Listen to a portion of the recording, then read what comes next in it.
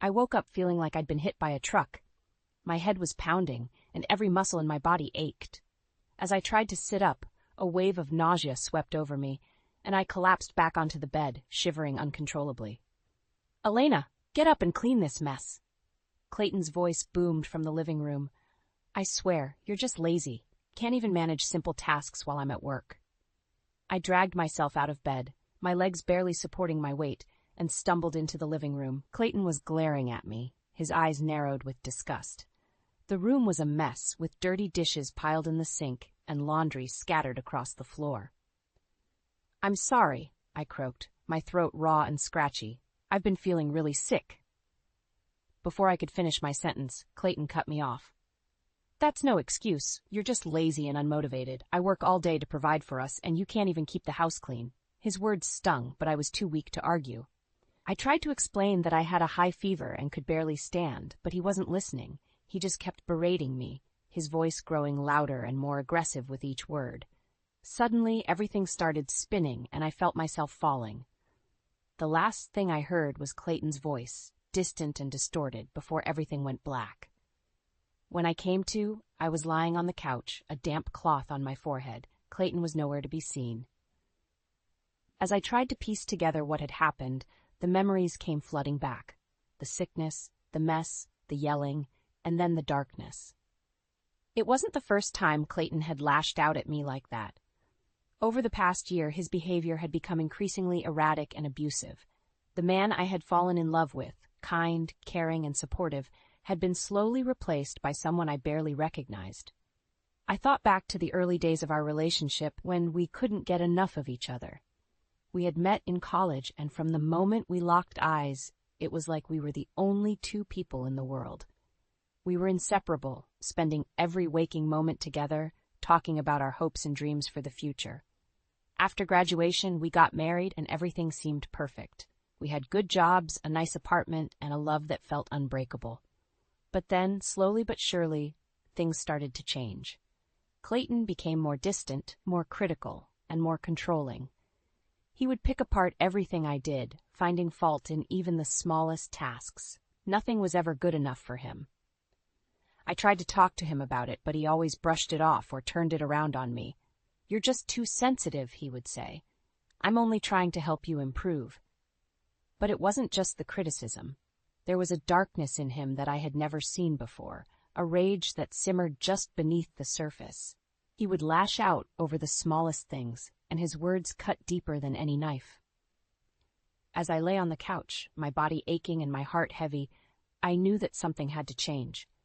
I couldn't keep living like this, walking on eggshells, afraid of the next outburst. I had to find a way out, before it was too late. After my fainting spell, I couldn't stop thinking about how my life had taken such a dark turn. As I recovered in bed, memories of the early days with Clayton flooded my mind. The laughter, the joy, the unwavering support we had for each other. But those golden moments seemed like a lifetime ago, tarnished by the harsh reality of who he had become. I remembered the first time I saw a glimpse of his true nature.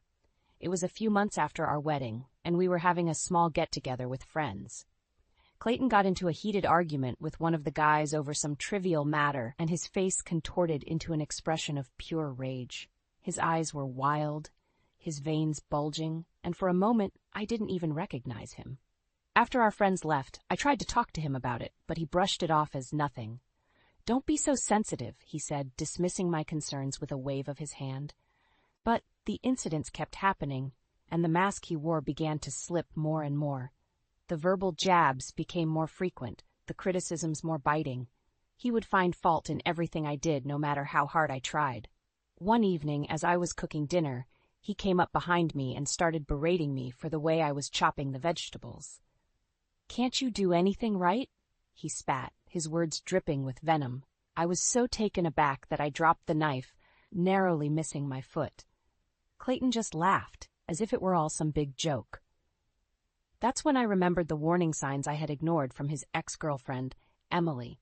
She had tried to tell me about his volatile temper and controlling behavior, but I brushed it off, convinced that he had changed. "He's not the same person he was with me," I had told her, my voice brimming with naive optimism. But Emily saw through his facade. "Believe me, that's just an act," she had cautioned. "The real Clayton will show his true colors eventually." How right she was.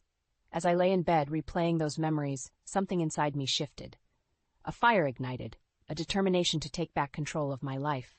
I couldn't continue living in fear, walking on eggshells, waiting for the next outburst.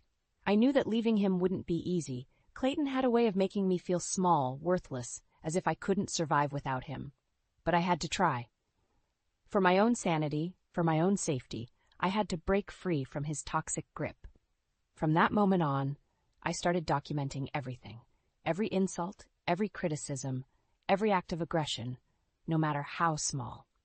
I kept a detailed journal, recording dates, times, and specific incidents, building a case against him. Whenever he berated me for not doing enough around the house, I would calmly remind him that I worked just as many hours as he did.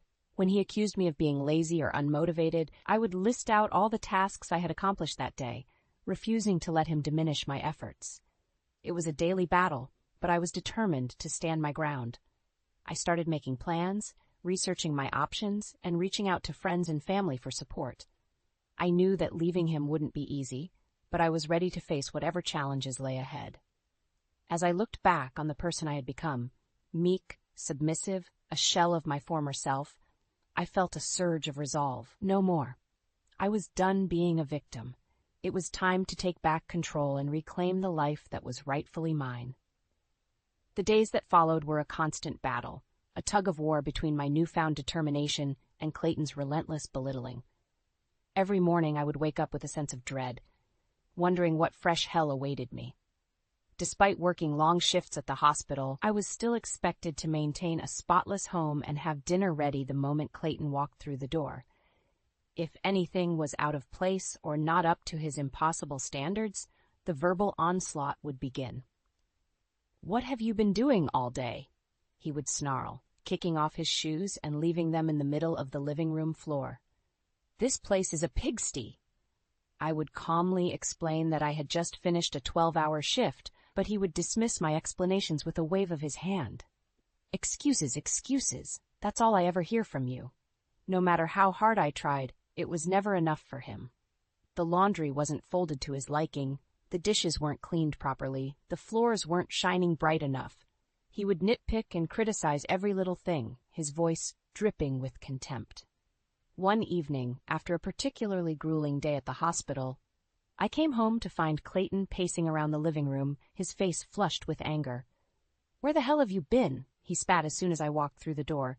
"I told you, I had to work late," I replied, too exhausted to argue. "There was an emergency, and we were short-staffed." "Oh, that's convenient," he sneered. "You're always working late, aren't you? Or are you just out gallivanting with other men?" I couldn't believe what I was hearing. "Clayton, that's not fair. You know I would never." Before I could finish, he cut me off with a harsh slap across the face. The force of the blow knocked me backwards, and I stumbled, clutching my stinging cheek. "Don't you dare talk back to me," he roared, his eyes wild with rage. "I'm the one who brings home the money, and you ungrateful bitch better show some respect." I stood there, stunned, tears streaming down my face. This wasn't the first time he had hit me, but it never got any easier. Each blow chipped away at my self-worth, leaving me feeling smaller and more worthless than before. As Clayton stormed off to the bedroom, slamming the door behind him, I sank to the floor, my body shaking with sobs. I knew I had to get out, but the thought of leaving filled me with terror. Where would I go? How would I support myself? But then I remembered the journal I had been keeping, the meticulous documentation of every insult, every slap, every degrading remark. I had evidence, proof of the hell I had been living in. With renewed determination, I picked myself up off the floor and made my way to the kitchen. I grabbed a bag of frozen peas from the freezer and held it against my throbbing cheek, wincing at the pain. As I sat there, icing my bruised face, a plan began to form in my mind. I couldn't leave, not yet. I needed more evidence, more ammunition to use against him. But this time, it wouldn't just be written words on a page. This time, I needed something more concrete, something undeniable. From that night on, I started secretly recording our interactions, capturing Clayton's explosive outbursts and vicious insults on my phone. Every time he raised his voice or his hand, I would hit record, my heart pounding in my chest. It was a dangerous game, but I was tired of living in fear. I was done being a victim. This time, I was going to fight back, and I was going to win. It was supposed to be a happy occasion, a family dinner to celebrate my younger brother's new job.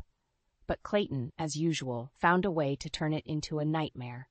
From the moment we arrived at the restaurant, he was in a foul mood, snapping at the hostess and glaring at anyone who dared to make eye contact with him. I tried to diffuse the tension with small talk and forced smiles, but the dark cloud hanging over us was impossible to ignore. "So, Jake," Clayton said, turning his attention to my brother with a condescending smirk, "what kind of job did you manage to get? Flipping burgers, I assume?" Jake bristled at the insult, but he kept his cool. "Actually, I landed a position at a software company. Entry level, but it's a foot in the door." "Well, isn't that precious?" Clayton sneered, taking a swig of his beer. "Maybe one day you'll be able to afford a real job like mine." I could see the hurt flashing across Jake's face, but he remained composed. "I'm just grateful for the opportunity," he said evenly, "and I'm excited to see where it leads." Clayton let out a derisive snort, his lip curling with disdain.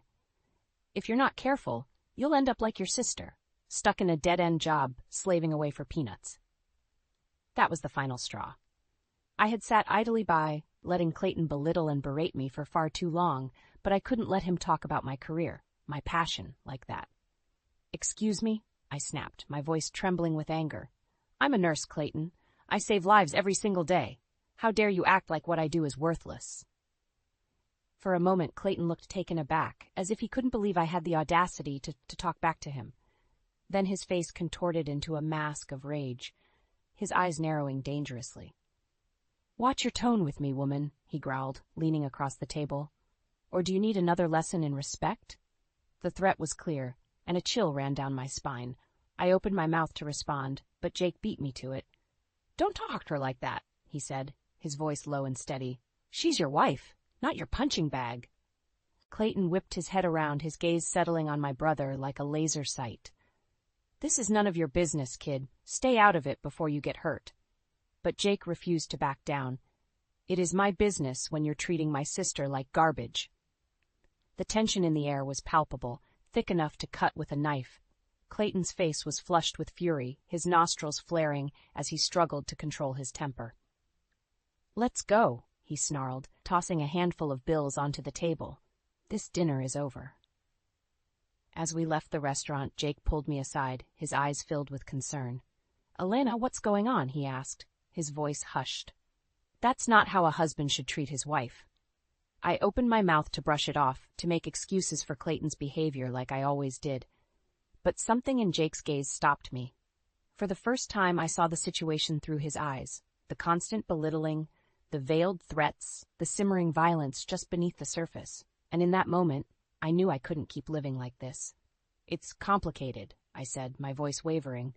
"But I promise I'll explain everything. Just not here." Jake nodded, his jaw set with determination. "Whenever you're ready," he said. "I'm here for you, sis. No matter what." As we drove home in tense silence, Clayton seething in the front seat while Jake and I exchanged worried glances in the back, I knew that the time for secrets was over.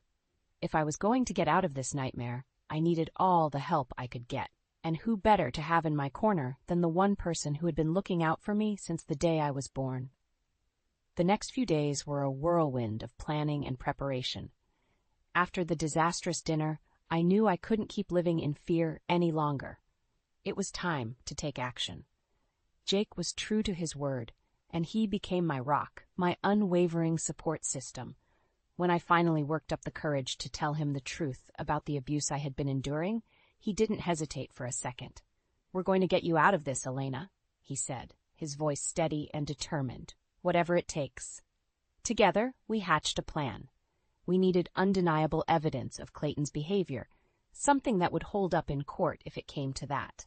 Audio recordings were a good start, but we needed visuals too. "What if we set up cameras around the house?" Jake suggested. "That way we can capture everything. The insults, the threats, even any physical altercations." The idea made me nervous, but I knew it was our best shot. Clayton was becoming increasingly erratic, his outbursts more frequent and more violent. Who knew how far he might go if left unchecked? We decided to keep things simple. A few discreet cameras in the main living areas, nothing too obvious that might tip Clayton off. Jake handled the technical side, ordering the equipment and setting it up while I was at work. The first few days were nerve-wracking, waiting for something to happen. Every time I heard Clayton's heavy footsteps or raised voice, my heart would start pounding, and I would brace myself for the worst. And then, it happened. I was in the kitchen, cleaning up after dinner, when Clayton stormed in, his face contorted with rage. "What the hell is this?" he snarled, thrusting a crumpled piece of paper in my face. It was the phone bill, with a series of numbers highlighted in bold. "Who have you been calling?" he demanded, his voice low and menacing. "Is it another man? Are you cheating on me?"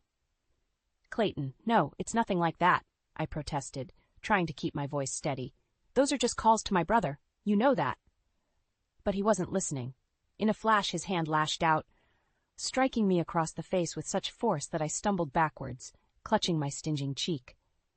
"Don't lie to me, you ungrateful bitch," he roared, advancing on me like a predator cornering its prey. "I work my ass off to provide for you, and this is how you repay me?" I cowered in the corner, my heart racing as he towered over me, his fists clenched at his sides. For a moment I was certain he was going to hit me again, or worse. But then, just as suddenly as it had started, the rage seemed to drain out of him. He straightened up, smoothing his shirt and running a hand through his hair. "Clean yourself up," he said, his voice eerily calm. "You look pathetic." And with that, he turned on his heel and left the kitchen, leaving me trembling and fighting back tears. Later that night, when I was sure Clayton was asleep, I crept into the living room and checked the camera footage. There it was, captured in high definition. The false accusation, the physical assault, the cruel insults. I felt sick to my stomach watching it unfold, but at the same time a sense of grim satisfaction washed over me. This was the evidence we needed, the smoking gun that would finally bring Clayton's reign of terror to an end. From that moment on, the cameras became my silent guardians, recording every twisted scene as it played out. And with each new incident, my resolve only grew stronger. Clayton had pushed me to my breaking point, but this time, I wasn't going to break. This time, I was going to fight back, and I was going to win. The day had finally come. After weeks of planning and gathering evidence, it was time to confront Clayton and put an end to his abuse once and for all. Jake and I had gone over the plan countless times, making sure every detail was perfect. We would sit Clayton down in the living room, away from potential weapons or breakable objects, and present him with the undeniable proof of his actions. The videos, the audio recordings, the documented instances of physical and emotional assault, we had it all. A damning case against him that not even his silver tongue could talk his way out of. As I waited for Clayton to come home from work, my heart was pounding with a mix of fear and anticipation. What if he reacted violently? What if he tried to hurt me, or worse, hurt Jake? But I pushed those thoughts aside. We had come too far to back down now. This was my chance to take back control, to break free from the cycle of abuse that had consumed my life for far too long. When Clayton finally walked through the door, I steeled myself, taking a deep breath to steady my nerves.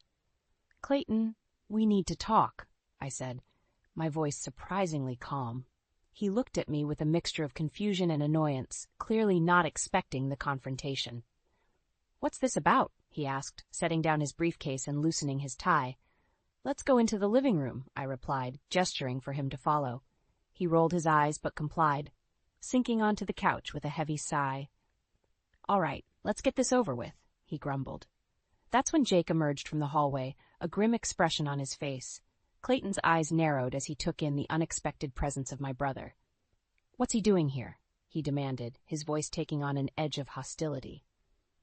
Before I could respond, Jake spoke up. "We know what you've been doing, Clayton," he said, his tone firm and unwavering. "The abuse, the violence, the control, it all stops now." Clayton's face twisted into a sneer, and he opened his mouth to unleash a torrent of insults and denials. But Jake held up a hand, cutting him off. "Don't bother lying," he said. "We have proof." With a flick of his wrist, Jake pulled up the video footage on his laptop, the screen flickering to life with a montage of Clayton's worst moments, the shouting, the threats, the physical assaults. Clayton's eyes widened as he watched himself lash out, his face contorting with rage with each sickening blow. For a moment he was rendered speechless, his mouth hanging open in disbelief. But the shock quickly gave way to fury. "You've been spying on me?" he roared, leaping to his feet and sending the laptop crashing to the floor. "How dare you, in my own home?" Jake remained calm, unflinching in the face of Clayton's towering rage.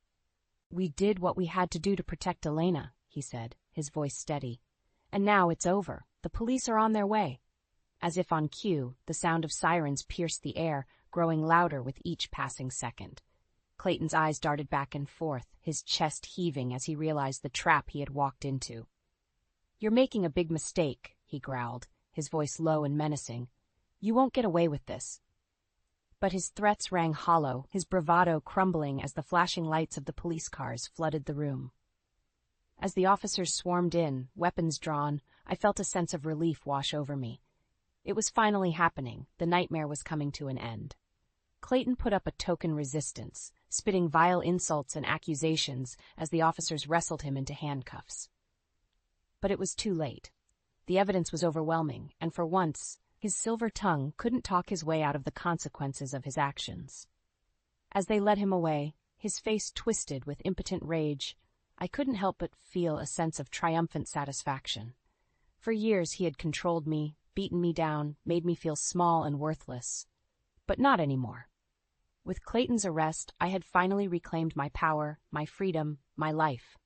And as I watched his car disappear down the street, I knew that a new chapter was beginning, one where I would never again be a victim.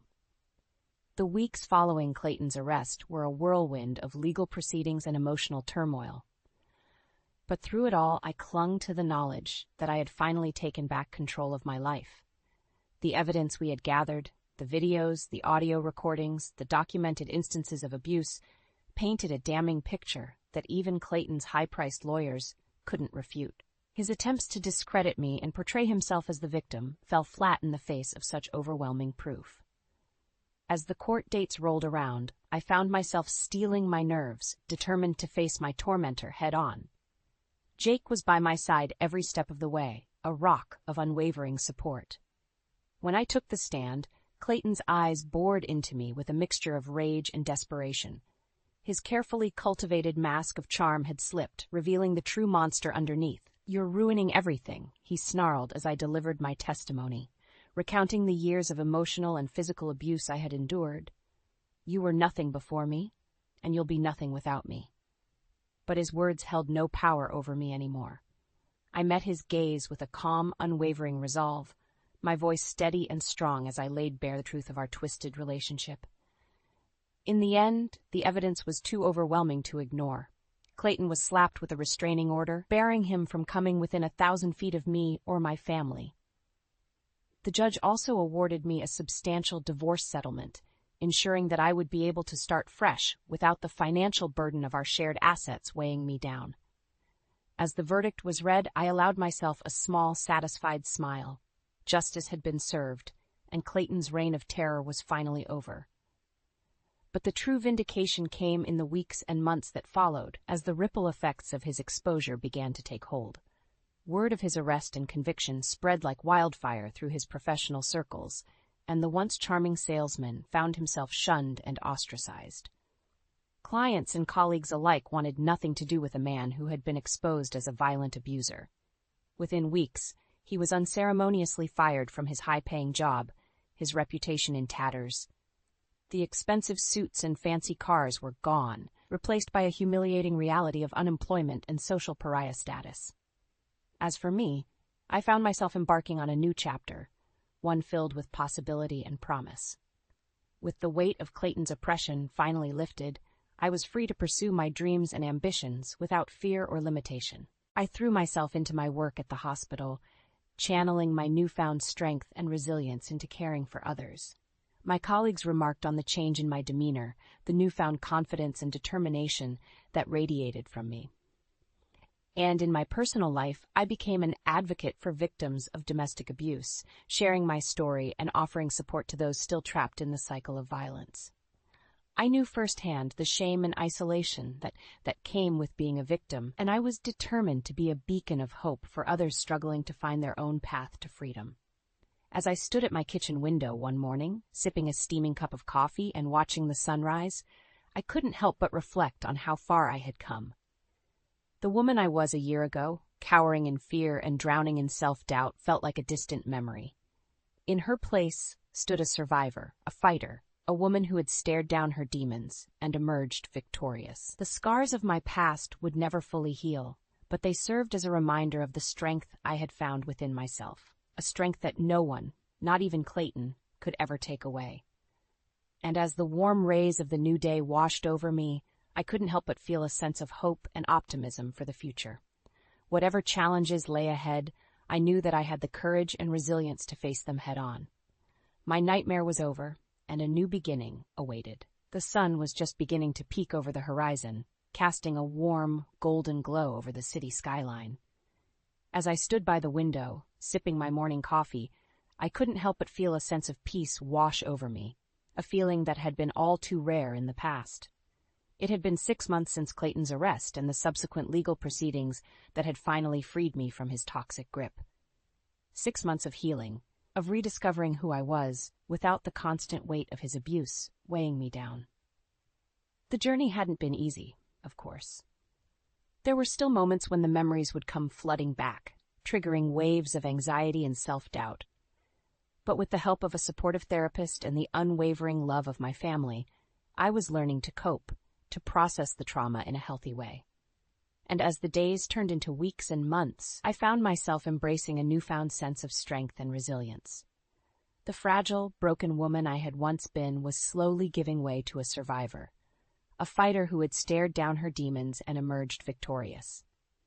At work, I channeled that energy into my nursing duties, approaching each patient with a level of empathy and compassion that could only come from someone who had walked through the flames of adversity. My colleagues remarked on the change in my demeanor, the newfound confidence that seemed to radiate from me. "You're like a different person," one of the nurses remarked over coffee one day.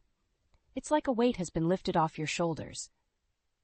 I couldn't help but smile, thinking back to the dark days when that weight had felt suffocating, crushing me beneath its oppressive force.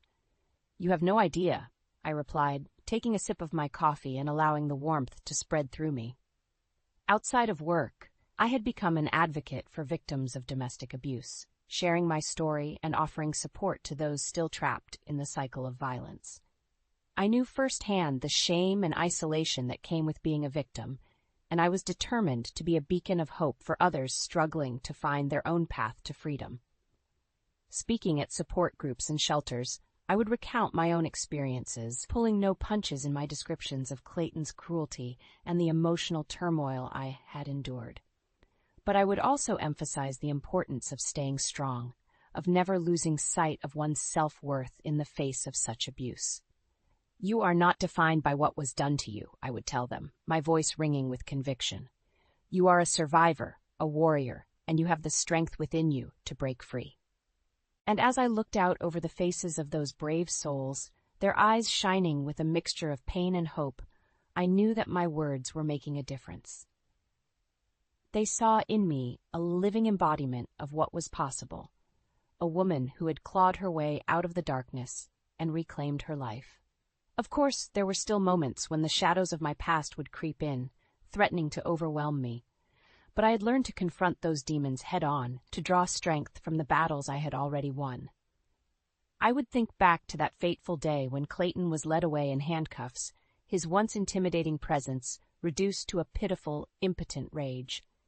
I would remember the sense of triumph that had washed over me, the knowledge that I had finally taken back control of my life.